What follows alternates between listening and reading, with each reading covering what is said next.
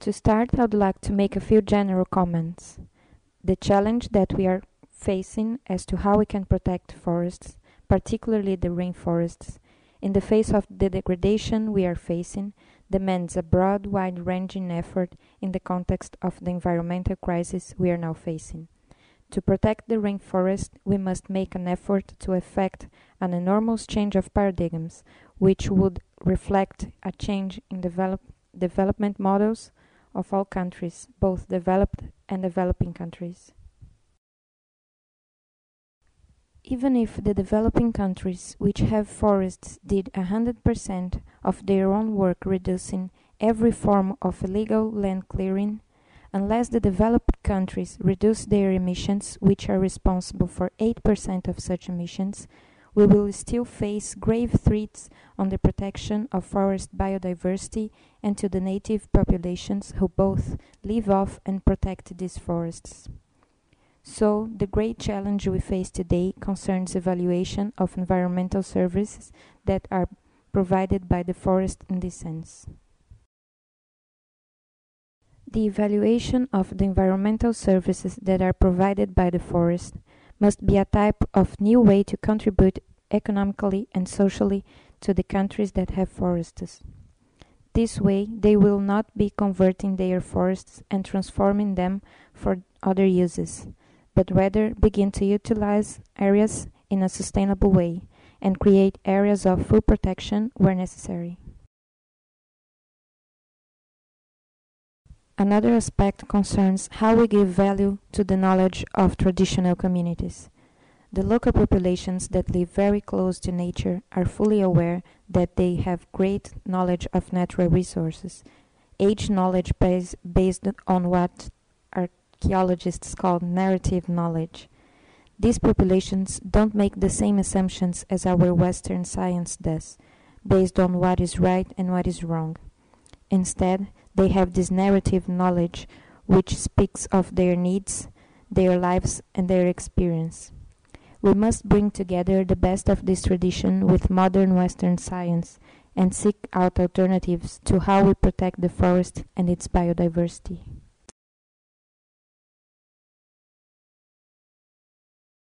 Another point that I would like to discuss concerns how we can use knowledge and technology that we already have to develop the immense potential that the products of the forest has, wood and non-wood productions. The forest, aside from the environmental benefits that it provides to the natural equilibrium of the planet, can also provide a vast array of products that have both economic and social benefits.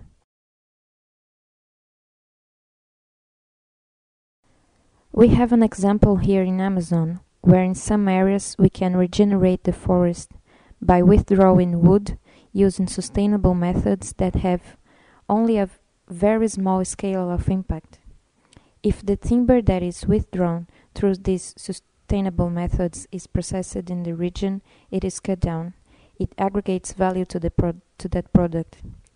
This enables people to live with greater dignity and without the need to take even greater advantage of the forest. Exporting the timber process outside the region means we will not develop these much needed technologies.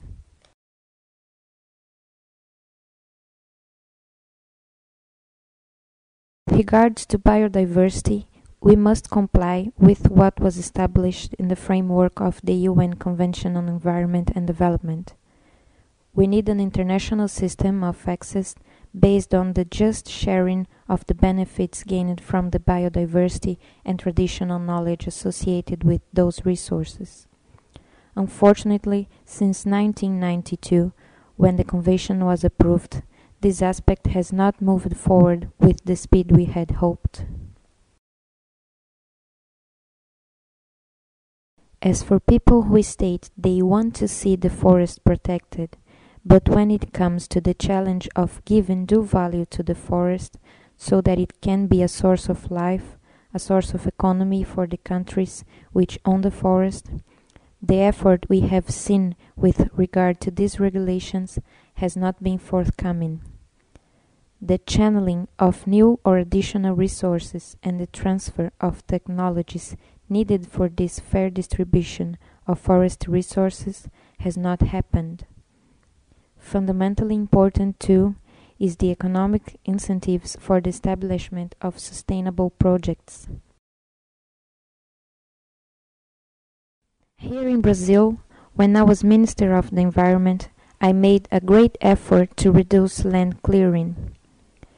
We drew up a plan based on combating illegal activities and strengthening the environmental system in the country.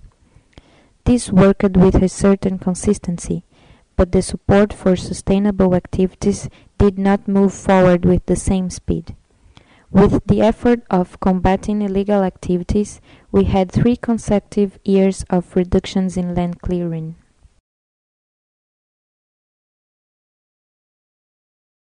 We had a 47% drop in deforestation, with approximately 1,500 illegal companies removed from these areas. 4 billion reais in fines were imposed, more than 700 people were imprisoned, and more than 37,000 illegal properties were removed, together resulting in this large reduction in deforestation. In 2004, deforestation was 27,000 square kilometers.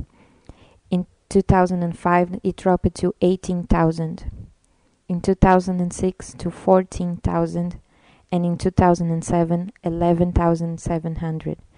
But it has now begun increasing again, and urgent measures are being taken that must be consolidated in order to avoid the possibility of destroying the forest even further. So we have to combine the effort to combat illegal activities and support sustainable activities in the forest. This can be done, and in the Amazon this requires diversified economic activity which is not concentrated in any single model, but which brings together tourism, biodiversity, and certified forest management, and the utilization of the areas which have already been converted so as to not move further into the forest. We have started creating more conservation areas in the last 5 years, during which we have set aside 24 billion hectares. We must continue to create more of these areas. It is important that developed countries don't just offer rhetoric. They must establish a neutral partnership with developing countries. How can we do this?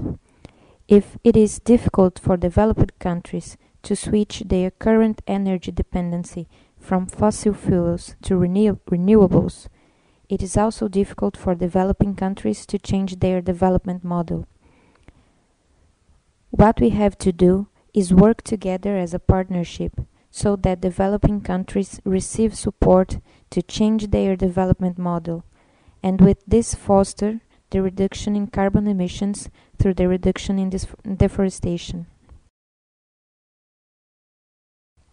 The 47% reduction in Brazil that I mentioned earlier will result in a decrease of 500 million tons of CO2 in 10 years.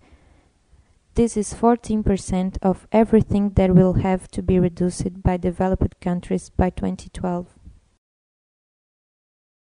With this effort which Brazil has made, we have proposed a fund for the channeling of voluntary resources to the countries which reduce their emissions as a result of reducing deforestation. Why would this be voluntary? It would allow developed countries to demonstrate their true concern for the forest, and it is vital that these resources are additional to what has already been committed, so that we can provide benefits to the entire planet, and in the specific case of the Amazon, so that it is not transformed into savanna. Finally, I think that we have to look to the challenges of the rainforests with the following in mind. There are efforts which can be made by each and every country. even the developing countries. 20 or 30 years down the road, we cannot be in the position of those that have, historically, very high levels of emissions. What we have to do is create a structure capable of highlighting that this problem is a multilateral one. Multilateral effort must not be discouraged by individual countries. Everyone must contribute to solving the problem, and nobody should be outside of this system. Men and women across the world must bring pressure on their governments and their business so they will commit themselves to reducing carbon emissions and deforestation and the loss of our biodiversity. In Brazil, while I was minister, we created a system for the control of deforestation, which detected deforestation in real time. Today, it is available to the entire scientific community and to all non-governmental organizations that work to reduce deforestation in a transparent way. This will allow everyone to see where deforestation is taking place. People often don't want this information published, but this cannot continue. There has to be a democratic, transparent process with the participation of all sections of society, with the academic community, with governmental and non-governmental organizations, and with governments themselves. Then we will be able to understand that these processes are multicentric and that leadership must also be multicentric. We can no longer have a single leader for everything. Some people lead one area, others will lead in another area, each making their contribution. It is fundamental that we have new structures that will be flexible and capable of meeting the demands that are being imposed on us by the emergencies that are on the horizon. These structures must be adaptable and comply with the demands of litigation and adaptation and the changes in the climate. It is important that countries such as Brazil, who have been monitoring deforestation for more than 20 years, share information with other countries. During my time in administration, we were already making our information and technology available to Africa and Latin America. So, although this is a challenge of enormous proportions, it is a challenge that is going to permeate the century. How are we going to protect our natural resources? How do we balance this with development? How do we bring together the best of modernity with the best of traditional to find the answers we need? How do we uphold the rights of the people today while preserving those of future generations? How are we going to defend the rights of those of us who have yet been born? Thank you very much.